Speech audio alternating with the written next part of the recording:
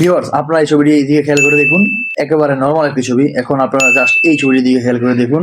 এই ছবিটি কিন্তু একদমই পাসপোর্ট সাইজের একটি ছবি। আর আমি এই ছবি থেকে কি করে পাসপোর্ট সাইজের ছবি তৈরি করলাম, তো সেটাই আজকে আমরা দেখাবো। আপনারাও চাইলে আমার মতো নরমাল ছবিকে পাসপোর্ট সাইজের ছবিতে রূপান্তর করতে পারবেন। আর আমাদের কিন্তু নানান কাজে পাসপোর্ট সাইজের ছবি প্রয়োজন পড়ে। তো কিভাবে কাজটি করে চলুন দেখে আসি। Let's check it out. তো এর জন্য প্রথমে চলে যাবো ক্রোম ব্রাউজারে। ক্রোম ব্রাউজারে চলে যাওয়ার পর সার্চ করবো কাটআউট প্রো। তারপর প্রথম ওয়েবসাইটে ক্লিক করব। ক্লিক করার পরে নিচে দিকে স্ক্রল করব। এইভাবে স্ক্রল করতে থাকবো। তারপর নিচে একটা অপশন দেখতে পাবো যে আমরা পাসপোর্ট ফটো মেকার, এখানে ক্লিক করব। তারপরে আপলোড ইমেজে ক্লিক করব।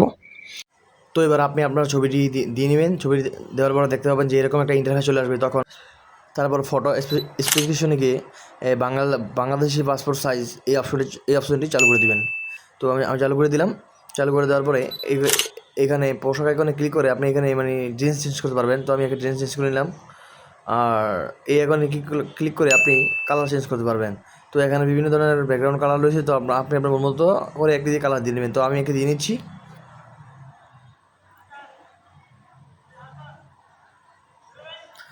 তো আমার ব্যাকগ্রাউন্ড কালার দেওয়া হয়ে গেলে আমি এখন ডাউনলোড বাই এইচডি ক্লিক করব। তো ডাউনলোড বাই এইচডি ক্লিক করার পরে এই ছবিটা গ্যালারিতে সেভ হয়ে যাবে। তো এই ছিল মূলত আজকের পাসপোর্ট সাইজ তৈরি করার নিয়ম। আর ভিডিওটি ভালো লাগলে অবশ্যই চ্যানেলটিকে সাবস্ক্রাইব করবেন, পেজটিকে ফলো করে রাখবেন। জি, ধন্যবাদ।